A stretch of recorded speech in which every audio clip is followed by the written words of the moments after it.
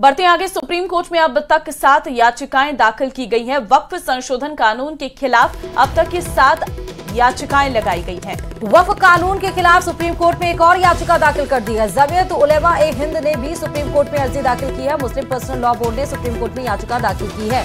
बताते चलें कि अब ये बिल कानून बन चुका है, क्योंकि राष्ट्रपति द्रौपदी मुर्मू के द्वारा उस बिल पर हस्ताक्षर किया गया है। जब यह हस्ताक्षर बनकर कानून बना था, तभी 3 जो याचिकाएं थे वो सुप्रीम कोर्ट में लगा दी गई हैं। लेकिन अब ये याचिकाओं की जो फहरिस्त है, यानी कि जो संख्या है, वो लगातार बढ़ रही है। वक्फ कानून के खिलाफ सुप्रीम कोर्ट में लगातार याचिकाएं दाखिल की जा रही हैं। 7 याचिकाएं अब तक दाखिल कर चुकी है। मुस्लिम पर्सनल लॉ बोर्ड में भी सुप्रीम कोर्ट में दाखिल कर दिया याचिका। जमीयत उलेमा ए हिंद ने भी सुप्रीम कोर्ट में ये अर्जी दाखिल कर दी है। और उसके पहले आपने देखा कि AIMPLB तो वैसे भी इसको लेकर विरोध प्रदर्शन तेज करने के लिए जा रहा है। उसने साफ तौर पर कह दिया कि जितने भी बड़े राज्य हैं, इसको लेकर हम सड़क पर उतरेंगे और हम इसको नहीं मानते हैं, क्योंकि ये असंवैधानिक है। ये मुसलमान भाई बहनों के अधिकार को छीनने के लिए ये कानून बनाया गया है। लेकिन अब ये कानून बन चुका है। अब राज्य सरकार, माफ करेगा, केंद्र सरकार पर यह निर्भर करता है कि यह कानून देश में कब से लागू होगा। लेकिन इसके पहले आप देखिए कि सुप्रीम कोर्ट में वक्फ कानून के खिलाफ 7 याचिकाएं दाखिल हो चुकी हैं।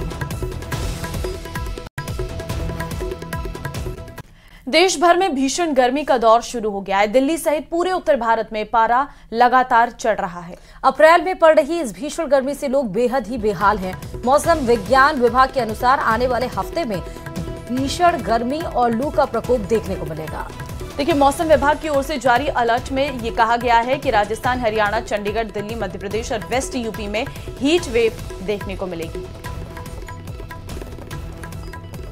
तो पूरे उत्तर भारत में भीषण गर्मी का दौर शुरू हो चुका है। हीट वेव के चलते लू भी चलने लगेगा, जिस वजह से और ज्यादा गर्मी, तापमान बढ़ जाएगा। लू और हीट वेव का अलर्ट जारी कर दिया गया है। दिल्ली NCR में अप्रैल के महीने में ही भीषण गर्मी शुरू हो चुकी है। लोग अब छातों का सहारा लेकर घर के बाहर निकल रहे हैं।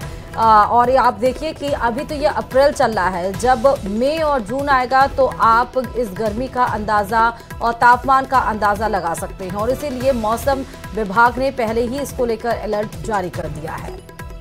राणा सांगा की 12 अप्रैल को जयंती मनाई जाएगी। राणा सांगा की जयंती के मद्देनजर पूरी तरीके से सुरक्षा चाक चौबंद है। और दौसा के बसवा में राणा सांगा के चबूतरे और छतरी का जीर्णोद्धार भी किया गया है, सजावट भी की जा रही है। और इसी पर देखिए यह रिपोर्ट।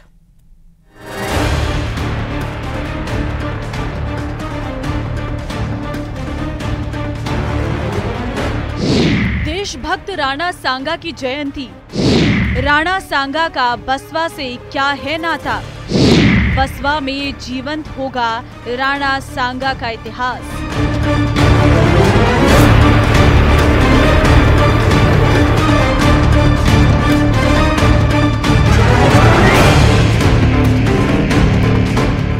हाल ही में राणा सांगा पर सपा सांसद के विवादित बयान पर देश भर में हुए बवाल के बाद अब राणा सांगा के दौसा के बसवा में बने चबूतरे और छतरी को भव्य स्वरूप दिया जा रहा है।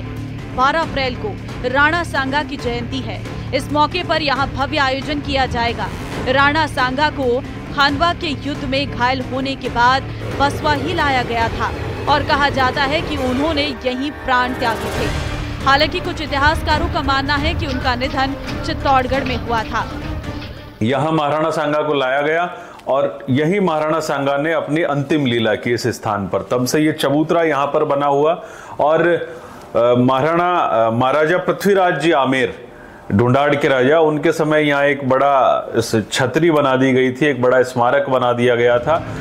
कहा जाता है कि देश के 120 राजा राणा सांगा को अपने नेता मानते थे और दिल्ली के शासक इब्राहिम लोधी राणा सांगा को टैक्स देते थे।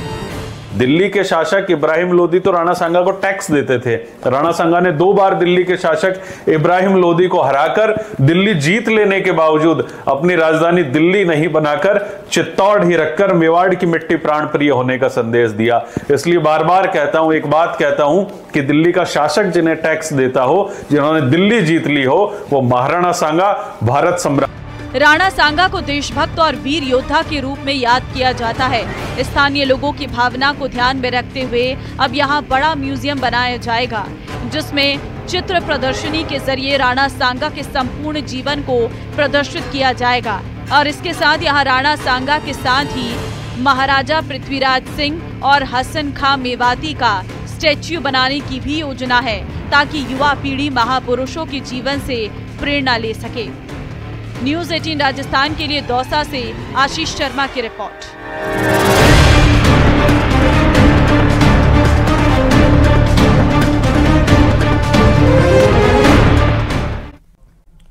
लॉरेंस बिश्नोई और रोहित गोदारा गैंग के लिए टिब्बा कॉलर का काम करने वाले गैंगस्टर आदित्य जैन उर्फ टोनी को आज कल एक बार फिर एंटी गैंगस्टर टास्क फोर्स और कुचामन पुलिस ने प्रोटेक्शन वारंट पर गिरफ्तार करने के बाद कड़ी सुरक्षा के बीच आपको बता दें न्यायाधीश के समक्ष पेश किया। रविवार का अवकाश होने के कारण आदित्य को न्यायाधीश ज्ञानेंद्र सिंह के कुचामन स्थित राजकीय आवास पर पेश किया गया और पेशवी के दौरान पुलिस ने आदित्य के लिए 17 अप्रैल तक पुलिस रिमांड की मांग की, जिसे न्यायाधीश ने स्वीकार करते हुए टोनी को 17 अप्रैल तक 11 दिन के लिए पीसी रिमांड के आदेश जारी किए और उसके बाद पुलिस टीम आदित्य को कुचामन के राजकीय चिकित्सालय लेकर गई, जहां उसकी मेडिकल जांच कराई गई है।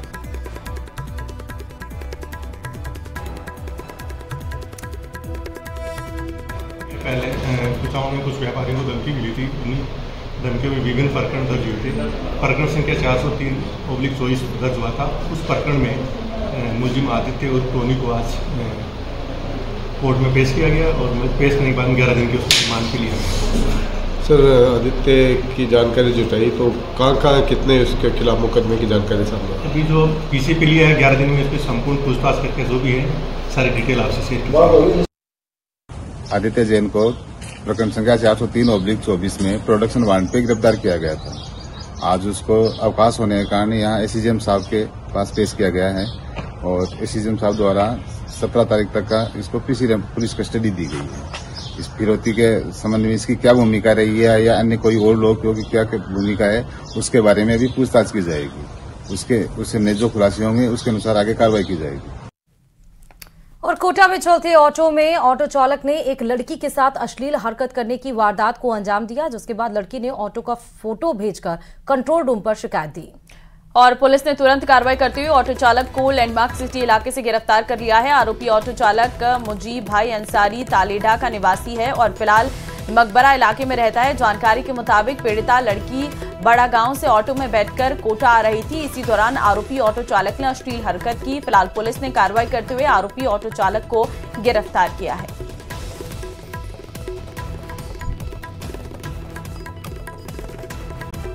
लंबे अंतराल के बाद प्रदेश के युवाओं की उम्मीदों के साथ खिलवाड़ करने वाले पेपर लीक के घोटालेबाजों पर फिर से साइक्लोनर टीम की पैनी निगाह पड़ी है। इस बार साइक्लोनर ने ऑपरेशन तर्पण चलाते हुए उप निरीक्षक भर्ती घोटाले के मुख्य सूत्रधार पति पत्नी को एक ही समय पर गोवा और जोधपुर से शानदार पेशेवर अंदाज में गिरफ्तार किया। ये रिपोर्ट देखिए।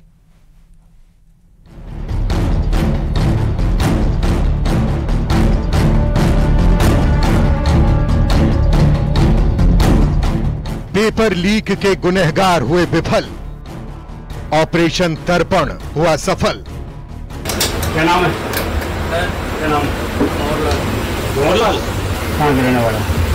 कहाँ के रहने वाले? झूठ के पांव नहीं होते, इसलिए सीधे सपाट सवालों के जवाब देते गला सूखने लगा, चेहरे पर हवाइयां उड़ने लगी। कुछ ही देर में पोल खुल गई। नाम और पहचान बदलकर कानून को गच्चा देने की तरकीब काम नहीं आई। गोवा के डिसूजा वाइन्स में सेल्समैन की नौकरी कर रहा शातिर दबोच लिया गया।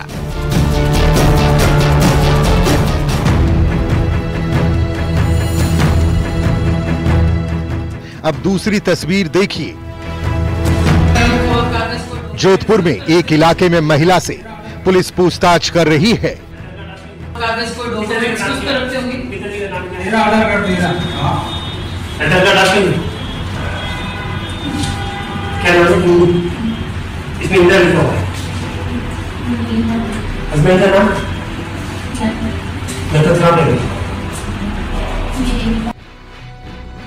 यहां भी पुलिस की पूछताछ में महिला की पोल खुल गई। अब इन दोनों की असलियत जान लीजिए। इन दोनों को 2021 में हुए सब इंस्पेक्टर भर्ती पेपर लीक में गिरफ्तार किया गया। राजस्थान पुलिस की साइक्लोनर टीम ने पेपर लीक के इन अहम किरदारों को अरेस्ट किया। जानते हैं कि पेपर लीक का एक महा घोटाला बड़े लंबे समय तक राजस्थान में चलता रहा और इसके विरुद्ध पूरी राजस्थान पुलिस एक होकर कंधे से कंधा मिलाकर काम कर रही है। जोधपुर रेंज की साइक्लोनर टीम भी लगातार एसओजी को सहायता प्रदान करती है और उसी की अगली कड़ी के रूप में ऑपरेशन तर्पण चलाकर उप निरीक्षक भर्ती घोटाले के दो मुख्य सूत्रधार पति पत्नी नरपत राम और उसकी पत्नी इंदिरा, दोनों को कल दबोचने में बहुत बड़ी सफलता मिली है। विडंबना यह रही कि दोनों पति पत्नी ने आंखों में अपराध का सुरमा डाला और पुलिस में भर्ती के सपने देखे। वो सपने तो चकनाचूर हुआ ही और एक दूसरे का भविष्य रोशन करने की इस कोशिश में दोनों ने एक साथ दोनों का ही भविष्य मिटियामेट कर लिया। नरपत राम गोवा से तो उसकी पत्नी इंदिरा जोधपुर के खेमा के कुआं से अरेस्ट की गई। क्या नाम है? यह कहानी रही राजस्थान के रेतीले धरों से शुरू करके गोवा के रेतीले समुद्री तक लगातार रेत छानती हुई साइक्लोनर टीम गोवा तक पहुंची और रेत छानती साइक्लोनर की टीम को मलाई छानता हुआ मुख्य सूत्रधार नरपत राम वहां गोवा वाइन्स नाम की दुकान पर सेल्समैन बनकर मजे करता हुआ मिला, जहां उसने अपना नाम तो भंवरलाल बताया पर टीम ने अपना शोध कार्य संपन्न कर रखा था। कड़ी पूछताछ में यह सामने आया कि वह नरपत राम ही था और उसी समय एक वेल सिंक्रोनाइज ऑपरेशन के तहत उसकी पत्नी जो जोधपुर के खेमे का कुआं इलाके में एकांत में छुपकर रह रही थी, उस पर भी एक साथ साइक्लोनर की दूसरी टीम ने दबिश दी और दोनों एक साथ पकड़े गए। सबसे खास बात ये 13 सितंबर 2021 को इंदिरा ने अपने लिए एसआई की परीक्षा दी थी, लेकिन उसमें फेल हो गई थी, जबकि डमी के रूप में दी गई परीक्षा में वो कामयाब रही। डमी कैंडिडेट के रूप में हरखू की जगह बैठी इंदिरा खुद के लिए 13 तारीख को परीक्षा दी, 15 तारीख को हरखू के लिए परीक्षा दी। विडंबना देखिए, खुद असफल रही पर हरखू जिसके लिए उसने परीक्षा दी डमी कैंडिडेट बनकर, डमी अभ्यर्थी बनकर, वह सफल होकर प्लाटून कमांडर बन गई। इन सब की गिरफ्तार तक राजस्थान पुलिस के हाथ पहुंच गए हैं और घोटाले की तहें एक बदर एक करके खोली जा रही है। राजस्थान पुलिस की साइक्लोनर टीम से बचना नामुमकिन माना जाता है। कोई अपराधी खुद को कितना भी शातिर क्यों ना समझ रहा हो, बार बार पुलिस को चकमा देता क्यों ना फिर रहा हो, साइक्लोनर टीम से बचना असंभव है। खास बात यह है कि टीम के हर ऑपरेशन का नाम यूनिक होता है। ऑपरेशन का नाम तर्पण था। तर्पण होता है किसी यज्ञ में कुछ अर्पित करना। तो पेपर लीक घोटाले के खिलाफ जो महायज्ञ राजस्थान पुलिस ने छेड़ रखा है, उसमें हम अपनी आहुति तर्पण के रूप में दे रहे थे। एक कारण तो यह था, दूसरा था नरपत के नाम के शब्दों को उल्टा पिल्टा करिए आप तो नरपत तर्पण बन जाता है। साइक्लोनर टीम प्रदेश की पहली सुपर पुलिस मानी जाती है। इसमें जुड़े पुलिसकर्मी भेष बदलने में माहिर माने जाते हैं। होता है उसके नाम के पीछे भी एक रोचक कहानी होती है। और सबसे बड़ी बात करें तो बड़े बड़े अपराधी, चाहे एनडीपीएस के मामले में हो, चाहे पेपर लीक के मामले में हो या किसी दूसरे मामले में, जितने भी इनामी अपराधी है उनको जो है साइक्लोनर टीम लगातार एक के बाद एक दबोच कर जो है सलाखों के पीछे पहुंचा रही है। और सबसे बड़ी बात, एसओजी के जो पेपर लीक के मामले है उसमें अब तक 14 सूत्रधारों को जो है साइक्लोनर टीम ने गिरफ्तार करके एसओजी को सौंप दिया है। कैमरामैन समीर खान के साथ चंद्रशेखर व्यास, न्यूज 18 राजस्थान, जोधपुर। सीएम आज हेल्थ मिशन की शुरुआत करेंगे। आज आरआईसी सेंटर से हेल्थ मिशन की शुरुआत की जाएगी।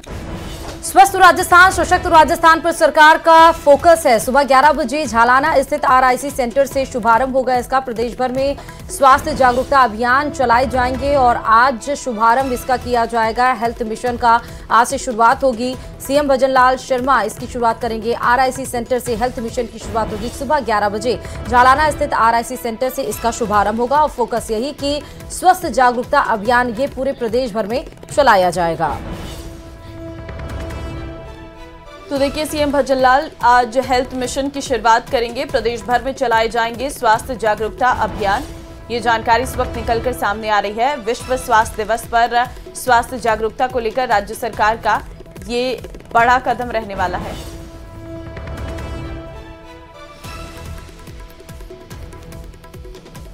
तो बड़ी खबर इस वक्त की आपको दिखा रहे हैं, आज हेल्थ मिशन का शुभारंभ होने वाला है और क्योंकि स्वस्थ राजस्थान को लेकर ये पूरा अभियान पूरे राज्य में चलाया जाएगा। सरकार का फोकस ही है स्वस्थ राजस्थान, सशक्त राजस्थान और इसी के तहत 11 बजे जो झालाना जो स्थित RIC सेंटर है उसमें स्वास्थ्य कार्यक्रम का शुभारंभ भी करेंगे। प्रदेश भर में ये स्वास्थ्य जागरूकता अभियान चलाया जाएगा। विश्व स्वास्थ्य दिवस पर स्वास्थ्य जागरूकता को लेकर ये बड़ा कदम मुख्यमंत्री की तरफ से उठाया गया है, सरकार की तरफ से उठाया गया है। मुख्यमंत्री भजन लाल शर्मा आज हेल्थ मिशन की शुरुआत करने वाले हैं। तो आपको बता दें CM भजन लाल आज हेल्थ मिशन की शुरुआत करेंगे। और चलिए राजधानी जयपुर से बड़ी खबर आपको बताते चले। बीजेपी प्रदेशाध्यक्ष मदन राठौर ने मुस्लिम समाज को लेकर बड़ा बयान दे दिया है। उन्होंने वक्फ बोर्ड बिल को लेकर कांग्रेस पर आरोप लगाया कि मुस्लिम समाज में इतनी गरीबी है कि टायर पंचर निकालने से आगे नहीं बढ़ने दिया। क्रिश्चियन या मुस्लिम समुदाय के समाज के लोगों का उत्थान किया जाना चाहिए। सुनिए जरा क्या कुछ कहा है प्रदेश अध्यक्ष मदन राठौर ने। जमीनों पर हम लेना नहीं चाहते, किसी की भी जमीन हम छीनना नहीं चाहेंगे, लेकिन उस वर्ग को तो समृद्ध करो। आज मुस्लिम समाज में कितनी गरीबी है, विचार करो। टायर पंक्चर निकालने से ज़्यादा आगे नहीं बढ़ने दिया उनको। हम चाहते हैं कि वो भी समृद्ध बने, इस दिशा में वो भी मजबूत बने। ये हमारी सोच है, हमें किसी की ज़मीन नहीं चाहिए।